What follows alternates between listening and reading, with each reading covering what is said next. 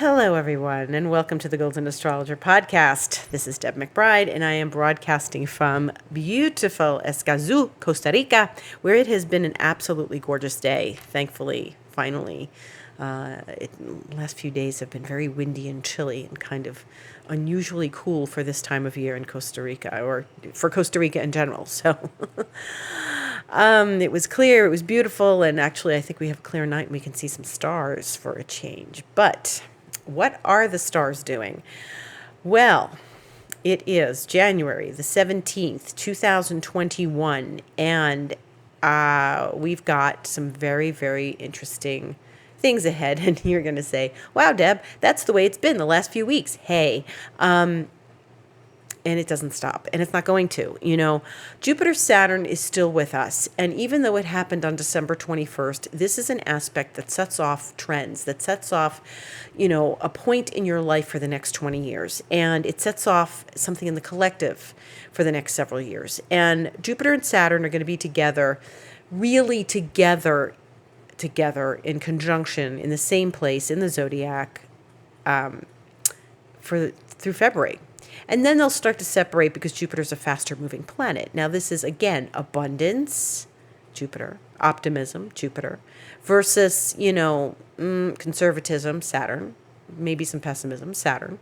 And they are talking to us in a way that they only talk to us once every 20 years. And in Aquarius, in fact, once every, it was 800 years ago that they got together there. So this is a very interesting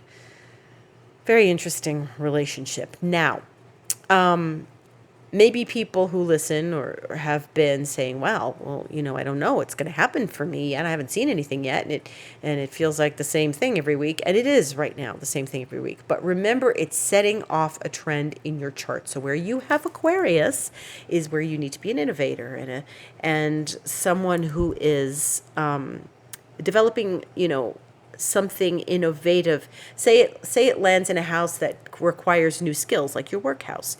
It's like an innovation of your skills at work. Now, one of the things that I have said, and I continue to say, is that there is always, with Jupiter-Saturn conjunctions, the passing of one avatar to another avatar. Oftentimes it's very obvious. Sometimes it takes years. We don't really know until we know. And I could sit here and say, nothing happened. Well, that's what I said a year ago. It's like, Jupiter, Saturn, Pluto. Hey, man. Oh, that wasn't so bad. And then COVID hit, right? So I was going along with my life, and Saturn, Pluto hit, and, it was like a month and nothing was going on. And then, a few weeks later, boom. Oh, this is Saturn, Pluto. So this is the nature of astrology. My teacher used to call it the fallacy of the partile aspect, which means the fallacy in thinking things are going to happen immediately the day that they happen. So just because Jupiter and Saturn got together on December 21st doesn't mean that, nothing's happened. It's happening. We're in it. The revolution will not be televised. The revolution actually was televised a couple of weeks ago. So there is some revolution going on in each of our lives, and there is some dramatic revolution, and there's some dramatic revolution going on in the world. We may not see it just yet. Now, when these Jupiter-Saturn things happen, so now we've got, in the United States, you guys are having an inauguration on, Wednesday. And Jupiter-Saturn is part of that. So there's some revolution in that. And we don't know what that's going to bring about. And that day is particularly hot. And, I know other astrologers are writing about it, and I've talked about it with the students I'm teaching, and it is a bit of a concerning day astrologically. The Jupiter-Saturn forebodes one thing, especially since the sun is always in Aquarius at the inauguration, and Jupiter and Saturn are with the sun, so we've got 4 planets in Aquarius during the inauguration, which is a lot of electrical revolutionary energy in one area of the zodiac on an inauguration. Meanwhile, the planet that rules Aquarius is Uranus, and it's in the sign of Taurus.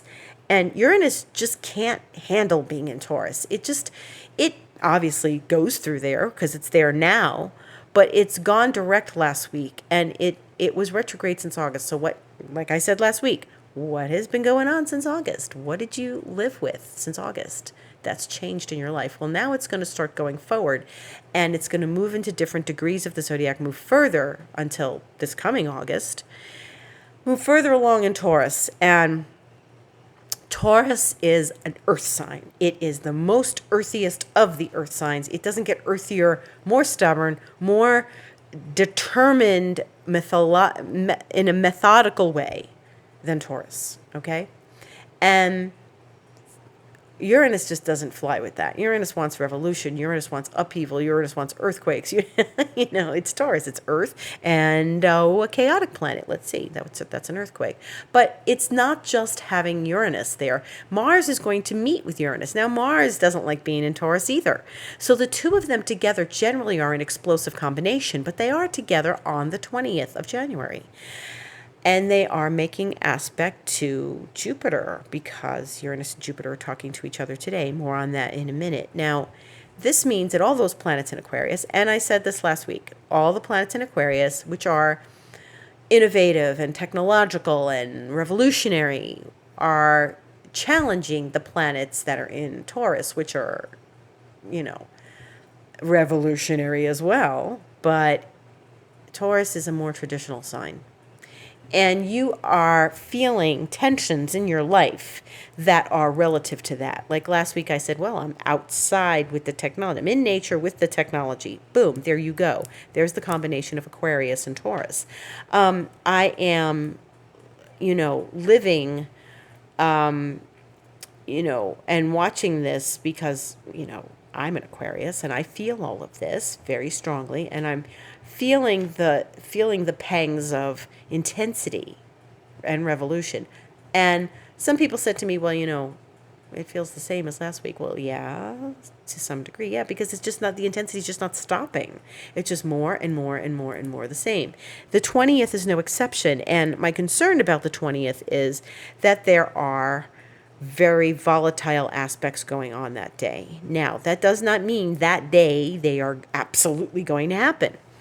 Could be the day before, could be the day after, could be the chart of the moment. There's an important event happening in the United States that day. There is an inauguration. All right, there's been enough revolution about that and non-smooth transition about that, and it's showing up in the chart. So this is a revolutionary moment for the United States because they're going to start having their Pluto return.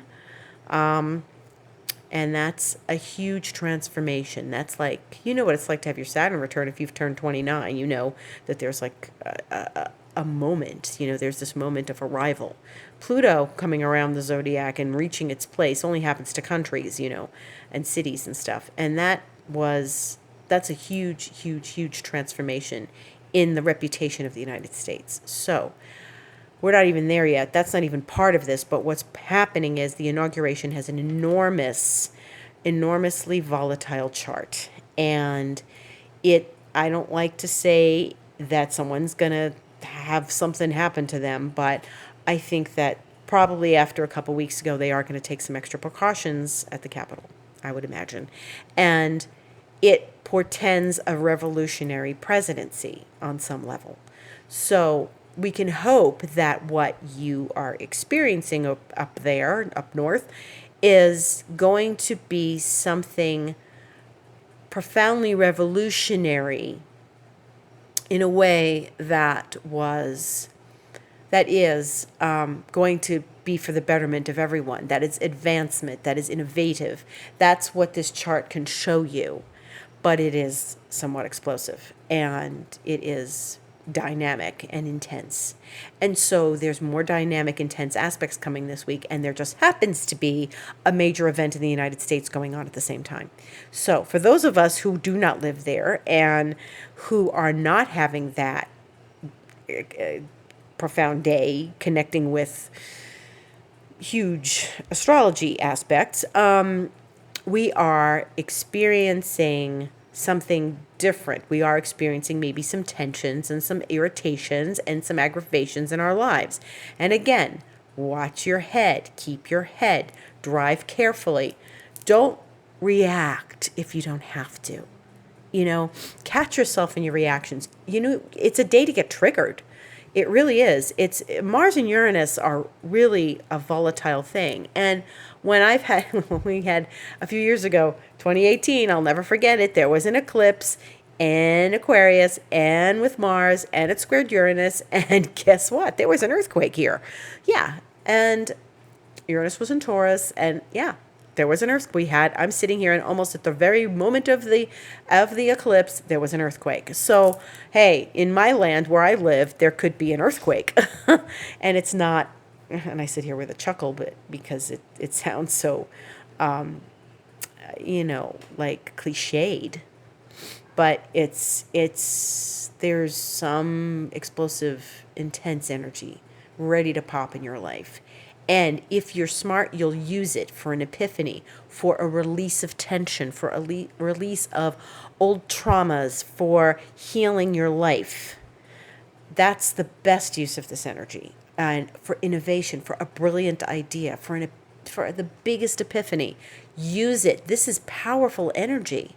So, you don't have to sit around and get angry at your spouse because they didn't take the trash out and because you just got triggered. Because they didn't listen to you when they were driving somewhere, and you're like, I told you not to come this way, because whatever. Don't lose your head. Jupiter is the planet of abundance. It's the planet of expansion. It is today making a challenge to the planet Uranus. And this is adding the explosiveness to the whole thing. Jupiter just makes things bigger. So if you're annoyed or triggered, you might get really triggered, or you can laugh it off. Use Jupiter to laugh it off. Jupiter can go either way. All planets can go either way. If I sit here today and I have Jupiter Uranus happening in front of me, I say, well, I'm going to use this and do something kind of unusual and fun. And that's what we did today. And if it happens that I like what I did, or I was creative, I used my creative energy today, well, then perhaps I can learn from this experience and continue to use this creative energy in a very positive way. Again, this is epiphany time, Uranus went direct. Jupiter is making a challenging relationship to it. This is all like ready. We're ready to pop. Each of us is ready to pop on something. So pop in a good way. Pop in an innovative way. Don't pop because you're annoyed, because you broke the third wine glass and now you don't have a perfect set, or because your spouse forgot to pick up trash bags at the store, or whatever. Don't let the little things, don't sweat the small stuff. If you are sweating the small stuff, it means that something bigger is going on and you need to address it, and it's subconscious. And so Uranus is a collective planet, and it is also, any of those outer planets definitely have something to do with our subconscious. So if you're working with yourself therapeutically, if you're working with someone therapeutically, remember this as you are working, that this is a week to discover and uncover and unearth stuff. Unearth, that's Jupiter squaring Uranus and Mars, okay? And this is all, it's like a major unearthing, digging up. Maybe it's a past trauma. Maybe it's a talent that you have that you need to address, that you haven't, that you've been pushing down. Maybe, if you're just discomforting, if you feel and remember last week I said find the comfort. It's not a lot of comfort in the skies right now, we've got to look and find comfort. A lot of us are eating to go comfort, to get comfort. Sometimes that's not the best way to handle it. But in any event, Jupiter squares Uranus today, and we expand Jupiter on our epiphanies, Uranus, on our brilliance, on our genius, on our innovation. And wherever you can find that in your life, allow it to bubble to the surface. Don't hold back either. It doesn't mean like, just because I said don't get, angry with your spouse, that doesn't mean there's a real reason to be angry, and there is a real reason, they shouldn't talk it out, and confront it. But don't hold back. If you really feel like you have to pop, just don't misplace it. Don't put it someplace it doesn't belong, Don't put it on someone who doesn't deserve it. Don't put it on the cat when it belongs on the dog. Don't put it on the cat when it belongs on your husband or something. So, or your sister-in-law, your mother, whatever, your boss. Anyway, figure that out. And Jupiter allows us to figure it out. Jupiter is, again, the light and the illumination, the ability to illuminate what might be hidden from us. So we're unearthing things. So the sun changes signs on Tuesday the 19th. It goes into Aquarius in the afternoon, Eastern Time, Central Time, early afternoon, Pacific Time. It's a really profound relationship because we already have Jupiter, Saturn, and Mercury in Aquarius, and now the sun joins them. So now we've got what is known as a stellium, 4 planets in Aquarius. And that is a lot of electrical, eclectic, revolutionary, brilliant, innovative, crazy, chaotic energy, all squaring the planet of chaos, Uranus. And this is a time when, we got to just roll with it. We can't really stop if the volcano is going to erupt, let it erupt. You can't control this kind of stuff. And use it to the best of your ability. Use it to have an epiphany, as I said. But when we have this event this week, when you have your inauguration in the United States, this is, it occurs under a void moon. It occurs with those planets, the void moon and the Uranus, Mars in the 12th house, the time for Washington, D.C., at noon anyway. Now I'm not entirely certain when it's going to happen. I think it usually has to happen by noon. And if, it's a noon chart, that means that we are looking at something that is, behind the scenes. Something behind the scenes. 12th house in that chart is something unseen. So there's things going on that we don't know about. And the cluster of planets at Aquarius are at the top of the chart, or toward the very top, meaning the public and the reputation. So the reputation of this team of people that are coming in now. So this is going to set the tone for the next 4 years. One of the things about Jupiter-Saturn is, it often brings in, like I said earlier, and what I've been saying all along, an old avatar out, a new avatar in. In 1961, John Kennedy was inaugurated under Jupiter-Saturn. And you know what happened there. So I would say that even though it took 2.5 years before anything really surfaced, he was the end of that old avatar. And it was an interesting thing because people really admired him and his wife as sort of a fresh new energy at that time. But a new avatar came forward, and that was John Lennon. And so it's not always obvious, and it's not always immediate. And,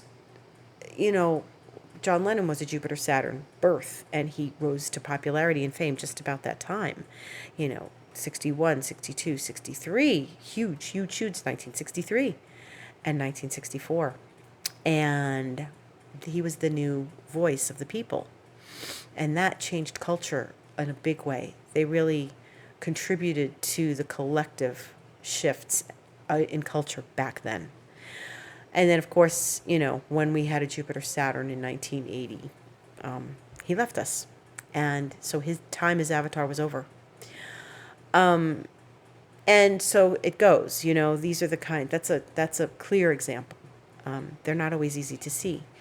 But it is the end of one thing and the beginning of something else.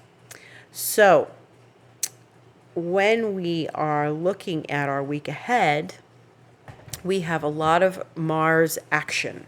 So Mars is talking to Uranus, and it's going to talk to Jupiter. Remember what happened back in August.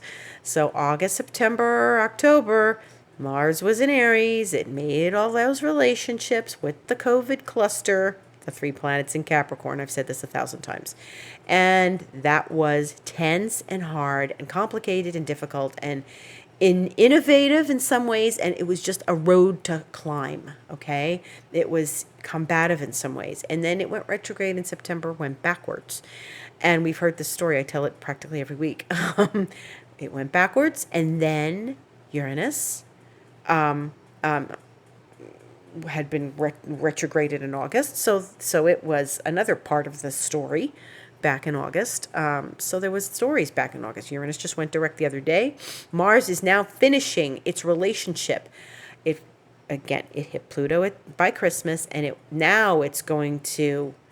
it's now finally ending the story. It's squaring Jupiter this week on the 22nd, Friday.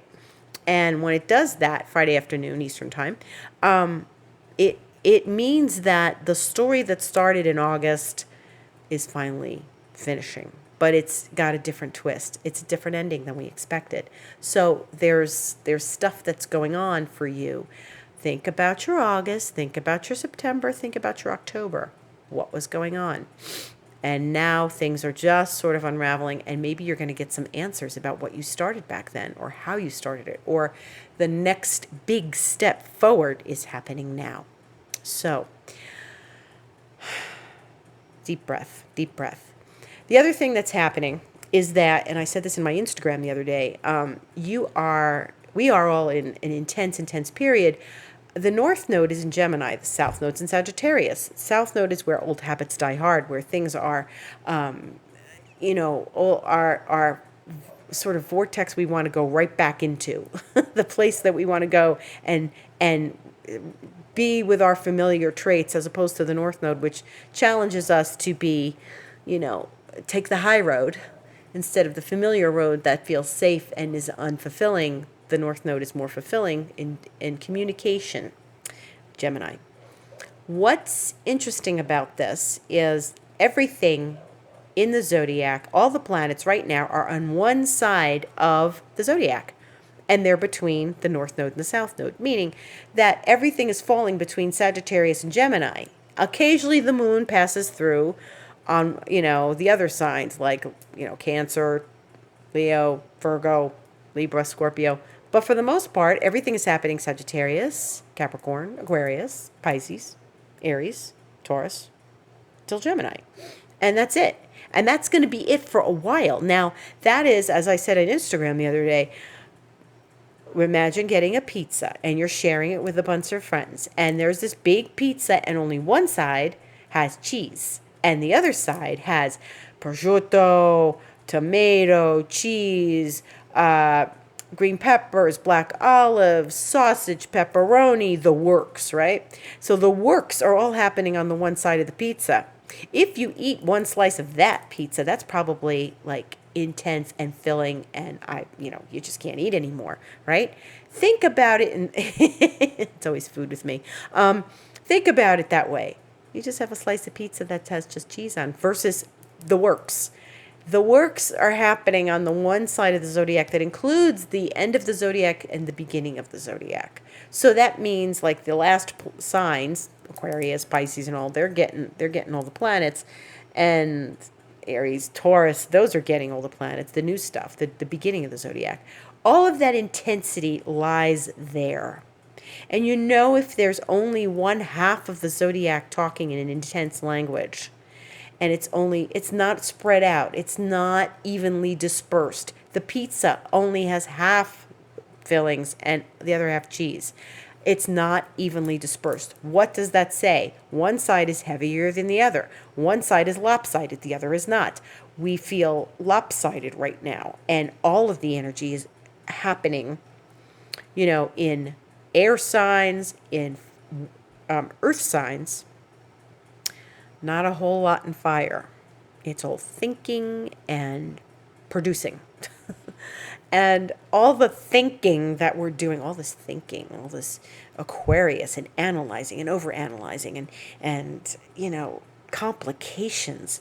It's really something that is unusual, unheard of, and this is why every week it's a new story. It's a new story in the paper every week. Look at the paper. One week is like a huge headline. The next week is a huge headline. This week, a huge headline. And what more could happen? Well, that's the thing about Aquarius. Who knows? We don't know. And we have to stay comfortable in what's unknown. And that ain't easy because we want to control everything. Pluto's in Capricorn. It wants to control everything. It wants to control. It wants, to make the rules. It wants the rules established. It wants, stuff's in Taurus. We want security. It ain't happening. Don't expect security. Don't expect to just go along without some wrench thrown in your week, your day, your whatever. Something weird comes out of the woodwork. Now, if you're staying in touch with your life and you're finding that you are synchronistic with your life and you are finding synchronicities are touching your life, then you're in sync. Then you're listening to the call of the universe. Then you're listening to the quantum field. Then you're in touch with that. So, what gets you there? Well, you could do ayahuasca, or you could meditate, which I always recommend. And meditation's always a great way to just get into the field, get out of yourself, get the mind out of the body, and flip the switch off and tune in to just consciousness. The more you tune in to consciousness, the more you're going to find synchronicity in your life. The more you tune into your heart, the more you tune into what's not known and being okay with what's not known. Therefore, you don't have to worry. You're just going to go with the flow. You're okay with the unknown.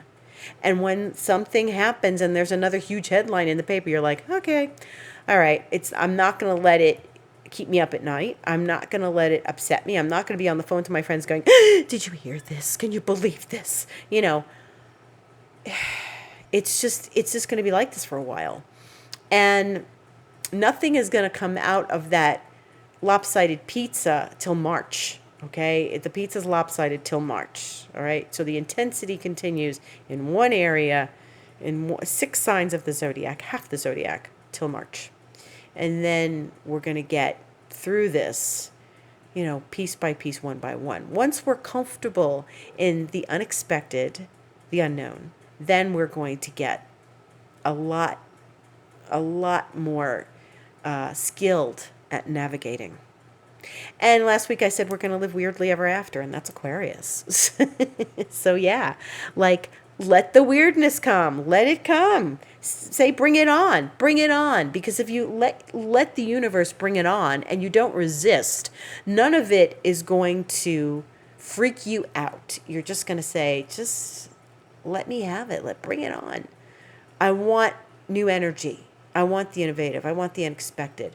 Who wants to live in the expected? Who wants to live constantly in the known?